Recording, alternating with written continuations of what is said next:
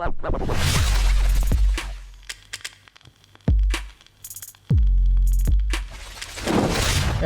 what's up guys? What's going on? Caffeine? That was a thumbnail pic. Yeah, last bit.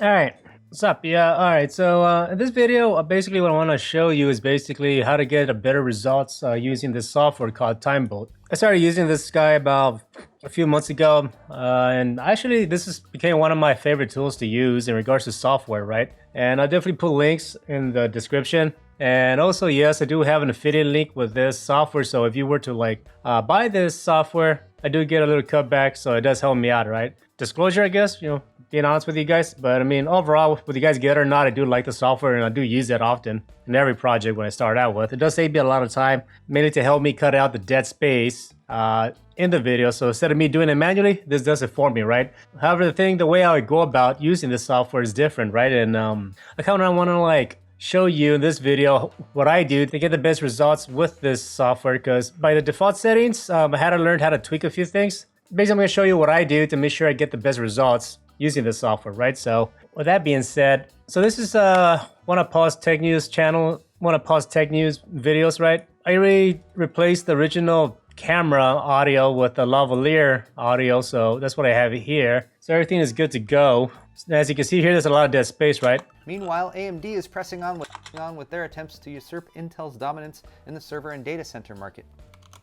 So yeah, all this silence here, as you can see, that's basically what I'm going to use the software to get rid of for me, so I don't have to do it myself, right? So for me, the first thing that I do to get the best results is basically I want to export a file using the main audio source that I'm going to be using in the final render, right? So in other words, I mean, instead of me using the original audio that comes with the camera to cut out the dead space, I want to be using the audio that came from the lavalier mic, right? To clean out the silence, right? Another thing I do is basically I want to adjust the gain. So usually when I right click on the audio here and I go to audio gain, you can adjust the gain here. For the most part, usually what I do to adjust the audio levels is basically I set this to 4. This is the threshold limit for it to start getting peaked, to get this, you start getting distortion, right? But the thing is with Paul's lavalier mic, for the most part, since say he coughs, he laughs, he claps, or does that to get the audio in sync, there's gonna be a lot of spikes there, right? So I usually adjust the gain to 4, because by default, if I was to play this back, Java-based logging library that's used by literally millions of apps and services across the internet, including Steam, Apple. As you can see, when Paul's speaking, his lavalier mic usually around -9 or -10, right? I want this to be close to -4. That's basically what I adjust, right? And from my experience, basically bumping this up to normalized peaks to 4, it gets me closer to that goal of mine. And as always, definitely add a limiter so you don't want damage your hearing. Always add a limiter, can't forget about that. -4, that's the target limit that I want for my audio peak to be at. iCloud, Amazon, Cloudflare, and Twitter. The vulnerability was first reported by Alibaba Cloud's security team on November 24th and has already been exploited. So as you can see, the audio starts to dangle around here. That's what I want, right? Every now and then there's a spike that gets to -4, right? But using compression and other stuff, I'm able to fix all that, right? But I'm not gonna get into that in this video, but you can look into my other videos of me showing you how to use compression, right? So now basically I normalize the audio peak to 4. Mentioned stock CPU cooler, and provide 14 cores and 20 threads via 6 P cores and 8 E cores. And now we got silence here, right? So that's cool. Now what I'm going to do is basically I want to export a small project file, so I'm able to drop it inside of Timebolt. Now before I do that, I want to disable. I'm going to right click the video source, enable, and all that's going to do is basically when I render out a video, it's not going to render out any images, mainly for speed reasons, right? So it can render out a small version quickly without any image data, right? But all I get is a black video, which is fine. So I'm gonna go to File, Export Media. Now I'm gonna do a H.264 format. I already have a preset. I call this the cookie cutter. This is my preset I created. And basically all that is, it's a very, very small file size, basically, so I can render out quick. And the target bitrate is extremely low. It's the lowest I can go. The only thing I did have maxed out is basically the audio quality. Basically I want to have the best audio quality possible. That way Timebolt is able to detect the silence better and is able to remove it in a more accurate manner possible, right? I'm just gonna save this. Save that. Hit enter. Cue this guy. Got that in my media encoder. Hit play and just let it do its thing. Because, you know, I disabled the video source. There's just a black screen, which is fine. And that's basically, I just do that for like, to increase the render time, right? So instead of taking, I don't know, 5-10 minutes or whatever, see, it's literally under a minute. So it's gonna be super quick, right? All right, so we got that done, right? So I'm gonna, all right, so we got our, what I call the cookie cutter here ready to go. I'm gonna get my Timebolt software, right? It's not a plugin, it's like literally its own software, separate, right? Now, before I drop in my footage, we're gonna go to the settings here. This is what I do. The first thing I do is I go to the settings, right? And what works for me basically is that I want to click on audio normalization. Basically, all that's gonna do is like, it's gonna increase the audio a little bit and make like the waveforms more equal to each other. Say if you have like a loud audio spike where someone speaks loud and then like, you know, someone is speaking very low. Basically, all they're doing is that it's gonna increase those waveforms to be more balanced, right? More neutral. That way it can detect, that was able to detect the silence versus people speaking, right? Like the loud spikes of audio, right? Volume increase, you know, I want to increase the volume a little bit in the sense of like any voice that's being spoken, just to increase the volume bit so it can detect, just to help it differentiate what is silence and what is not, right? And the way how I work is basically, for the XML export, is basically have create splits, but don't delete detect the silence. So I have that checked, right? This is my personal settings, right? For the way how I work. Now I'm gonna hit done. So that's ready to go. So I'm gonna drop in my tutorial cookie cutter that I just created and let that work for a bit. Now the cool thing about this software is that you're able to take up the whole window if you want to, right? And also you're able to increase that so you can have more of a longer timeline to see what's going on, right? Now here's where the fun happens. Now I cannot remember exactly what the values were by default, I'm not gonna lie. Now one thing I forgot to mention is in the timeline where it says automatically detect filter value decibels, right? So basically it's gonna like automatically detect like the silence levels for you, right? So that it felt like there's like a threshold which is gonna be like -28. So basically anything under -28 is gonna get like removed, right? You're able to mess with this if you want to, right? So for example, if we do like -10 of this selection, it's gonna cut out a lot of shit, right? Even the stuff that we want to keep, right? But this is basically underneath -10, right? I don't know. Let's go back to negative. I do -30. That kind of works out. Since I exported using pause lavalier mic, it does a good job of basically removing like unwanted noise, right? Say roof noise and crap like that. So as you can see here, like the noise levels are very low, which is what you want. That way, you know, the software is able to detect silence better, right? The proverbial NVIDIA might actually have some upgraded 30 series.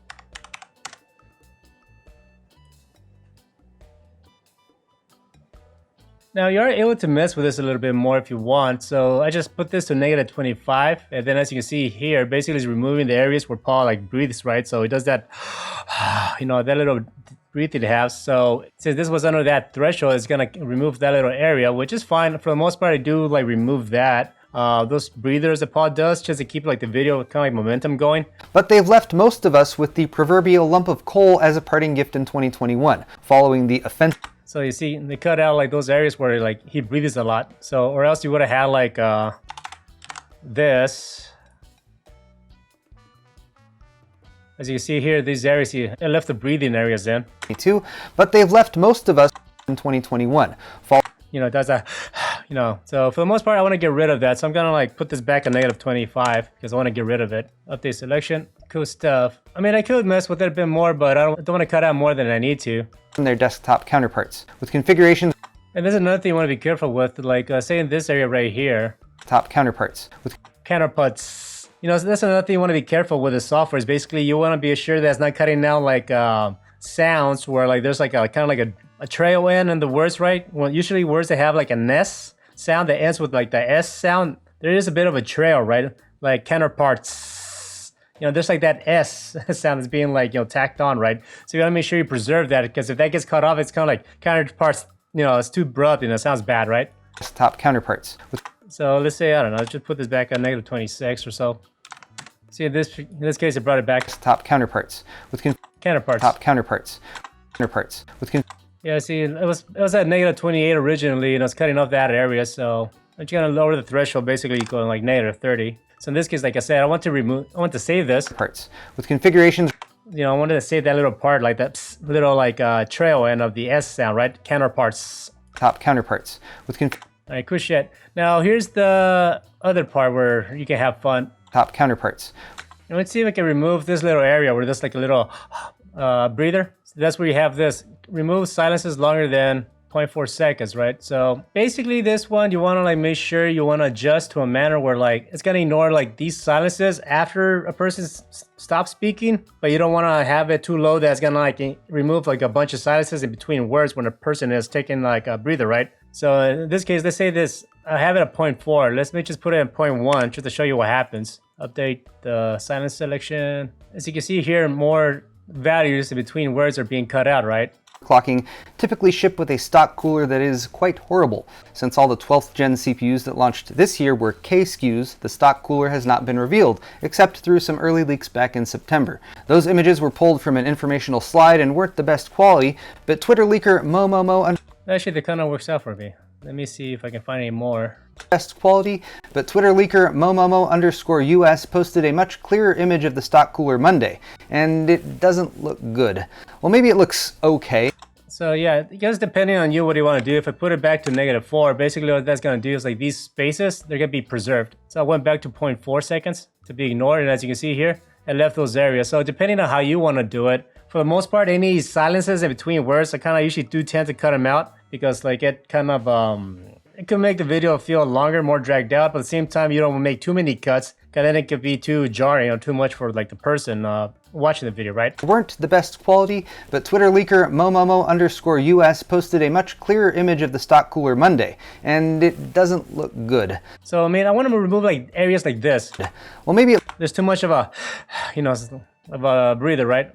Image of the stock cooler Monday, and it doesn't look good. Well, maybe it looks... So let's see if we can find a balance between removing these areas but still not cut out too much, right? So I had it at 1. Let's do a 3. See what happens. All right, I guess they cut that out. Quality, but Twitter leaker Momomo_US posted a much clearer image of the stock cooler Monday, and it doesn't look good.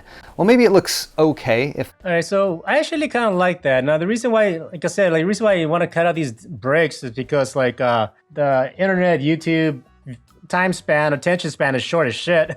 You kind of want to keep the video going, right? So cutting out like these little dead gaps kind of like make your video more, you know, pasty, right? So that's something to keep in mind. Now, I'm gonna try to leave it there, see what happens. Now, this one, ignore detection shorter than. This one's basically when you have a spike, right? So in this case, let's say these guys right here. These are short little spikes. I don't want to preserve that crap. So let's see. Let's ignore. Try 1, just to go extreme. Oh, see, I'm messing up here. Now it's like detecting this crap. Let's go 9, see what happens. Now you want to be careful with this setting because the thing is, like, see in this case where this pause, he kind of like speaks, right, and then like there's like a bit of a pause, and he speaks again, and then he does like a little bit of a pause as well. It's gonna consider that like his own like silence detection. So you want to make sure like this setting right here is not too big that's gonna cut out stuff that you want, right? Because in this case, I want to keep this part of the pause dialogue. 5 lanes and a nice toasty 400-watt TV. So basically I want to set up like the settings to be able to preserve like information like this, right? So let's do 0.9. Still too low. I don't know, let's try, I had it at 6, I believe. Yeah, there you go. 5 lanes and a nice toasty 400-watt TV. So let me see, try 7. Express Gen 5 lanes and a nice toasty 400-watt TDP. Still with the push pin mounts Intel, for shame. So it seems like, you know, at least for me, it's like 7 is kind of like the magic number, right? 6 or 7. So with this one, you want to go as low as possible, and this one, you want to go as high as possible. So far, these two are good. Now, with the paddings, this information right here, that's padding before it starts, before you go before it preserves it. The right padding, this is this, right? So left padding is this. So well, let me just go extreme. I'm going to do 1 second. And this is going to be the left side of this like clip that got preserved, right? Update the settings here. And as you can see, for the left padding, I got a big chunk now. All this is going to be saved. It's not going to get cut out, right? So you want to keep that in mind when you're messing with this, right? So you want to have enough of padding. That way it doesn't cut off the words when you start speaking. And also you want to have enough padding when a person stops speaking and that information gets preserved, right? So I'm actually want to mess around with this. I do 0.13. I'm going to switch this to 0.13 as well. So I'm going to have equal amounts of left padding and right padding. And there you go. And same thing, just like I showed you with the left padding, how it extends this area to preserve audio. It's the same thing over here, right? Just to show you, this is the right padding. So this area over here is gonna get preserved. Yes, here you go. See, this is the right padding. So that's what these two settings do. All right. So I'm gonna go back to point 13. Update selection. All right, there you go. Now there's a bunch of other shit here I don't mess with. This is basically when you want to render out the video clip as this from Timebolt. So you are able to like drop in a video clip, remove the noise, and render it, and you're able to upload that final render to YouTube or whatever, right? But I don't mess with this. So with this case, what I'm gonna do is I'm just in the settings. If I go back to the settings really quick, on the bottom I have it checked: create splits but do not delete detected silence. That's basically how I work, right? And I'm gonna show you why. So I'm gonna export the XML. I did that. I'm gonna click on this. It's gonna open the file location. So I'm gonna get Premiere Pro again. So I'm just gonna create a new bin. Just say, let's call this Timebolt. So we open up that folder. I'm gonna drop in my XML file that I just created. And what this is going to do is it's gonna import the video clip that we rendered earlier, which is my cookie cutter. It's gonna create a timeline, and it's gonna show you all the cuts that is made inside of that timeline. So I'm gonna drop this in here, give it a while. Here's the video, which is black, that we rendered out a while ago. And this is the new sequence, timeline. Double click on that. And here is our timeline. And as you can see here, it made a bunch of cuts, right? This is basically what we're seeing here. All these cuts that it made, it's all here, right? Zoom in a bit, you can see a bunch of cuts, right? Now the cool thing about Timebolt is basically it color codes, it labels the silence and the non-silent area. So all this here is silence, right? So what the cool thing is, what I'm gonna do is I'm gonna select this. I'm gonna go to edit, label, select label group, which is what I have selected, which is the red or rose, select label group. Now if I zoom out here, see all the labels that are red or rose, they're selected, right? That's good to know. So I'm gonna go to edit, copy. I'm gonna go back to my original clip that I created. I'm going to go to the very beginning. I'm gonna select my target areas because I want my selection here to be pasted above my video clip and below the audio clip, right? I'm gonna put the playhead at the beginning of the timeline. I'm gonna go to edit. I'm gonna hold paste. And what that's gonna do is gonna like completely paste all my cutouts directly above and beneath our working project file that we have here, right? Now, I am able to, to select this and add like the cuts onto the file. I don't wanna do that. I personally don't like using that. That's just me. There is a Timebolt extension you're able to apply that. So in other words, you're able to export a file with all the information here that gets cut out. And this one, you can apply the file so it can cut it out for you. That way you can skip this part that I just did. I don't work like that. I prefer to do it this way. It's just me. The reason why I want to do it this way, because it gives me more of a visual control of what I want to do. So in other words, say if I only want to like cut out like certain sections, I'm only able to select a little bit of like, say this area. I cut out the audio there. I cut out the noise in this area. I can select this. I can go to sequence and close gap, and that I only remove like the noise in that particular area, right? If I do not want to remove like the noise from this environment for some reason, then I could just skip this area and continue working that way. That's kind of like the reason why I work in this manner. It just gives me more control, especially when I'm working with pause videos when there's like time lapse I need to preserve and stuff like that. So let me undo that. So I'm just zoom out here. I'm gonna select all the video clips. Just gonna go down, cut out my video, delete that. Gonna select here the audio clips. I'm gonna go up, delete that. So now I got a bunch of cuts here, right? I'm gonna select everything. I'm gonna go to sequence, close gap. Now if I open up my preferences and I go to timeline, the transitions, I usually, when I have like cuts in between, say like the video or audio in particular, I usually have a transition of 2. That way they kind of like, it helps like blend in like the audio a little bit more, so you don't have that abrupt cut that it could sound a little distracting, right? So audio transitions, 2, that's what I use. I'm gonna select all my audio clips, gonna sequence and apply audio transition. I do shortcuts for all this, but I'm just showing you what I do. So I'm gonna apply the audio transitions. Now if I zoom in here, all the cuts, they have like transitions in between, and that just helps to like, morph the audio more smoothly between each cut, right? Let's go to the beginning, just, select that. So now we select our video clip here, just right click, I can hit enable to bring back the video. So now if we zoom in here and play this, Forces to stop doing anything of note for a couple weeks so we can just enjoy some time off at the end of the year. Of course, that means this past week. Now you can see that basically cut off a lot of like the dead space in between the words or him breathing and stuff like that. So it's more smooth and continual when he's speaking, right? There's none of that like abrupt, talk or pauses or anything like that. Yeah, that's basically it. And as you can see here, it just cuts and cuts and cuts, and like, yeah, it saves me a lot of time. So now what I have to do is just go through it and delete the crap I don't need, right? But yeah, it saved me all the time to cut out like the dead space, which is great. Some tech briefs. So for a super clean build that custom for some reason, it saved this area here. But again, that's probably like the settings I need to learn to mess with a bit more. Let's see, like this area right here. I think that's the reason why this originally was at negative 28. Let's try that again. Still there. For some reason, I guess like there's a rumble here or something. Oh, there's a train. That's why. Yeah, keep in mind, it's still like, it's not perfect, right? But like, yeah, Paul lives near an area where there's a train, so when there's like a rumble, it's probably gonna detect that shit. server side. Fortunately, companies with the resources to do so are... So yeah, it's probably like, detected like some like low rumbles in the background, right? But again, you're able to mess with it. It's a trial and error messing around with the software, but for the most part, it does a good job. It's no big deal. Select this, delete it. There you go. But like, it already did like a good amount of work for me to cut out the silence, right? But yeah, it's a trial and error thing. Like I said, you kind of have to learn to mess with it. And once you find like the settings that works for you, and when you open up Timebolt again, and then like and, if you drop your video here again, it's gonna like save the settings for you. There you go. Boom. Yeah, still save the settings, right? The only thing is the thing to take the filter value decibels, the timeline. This is automatic, I have this on by default, so it's gonna do it for me. I think it does a good job detecting silence, so you might want to leave this on, right? Because I was messing with it earlier just to show you how it works. I think that's pretty much what happened here in this case. It still left some like noise here in the background because I was messing with the values, right? Because I was messing around with the software, I put this at negative 30. I think that's what happened here. It like left that noise in the background, but the auto detection does a good job of getting rid of like what's noise, right? So just keep that in mind. But yeah, mess with this just to mess with it. But the audio detection, for noise filter threshold, it does a good job on its own. And you want to mess with these guys until you find something that you like, right? So anyways, that's it.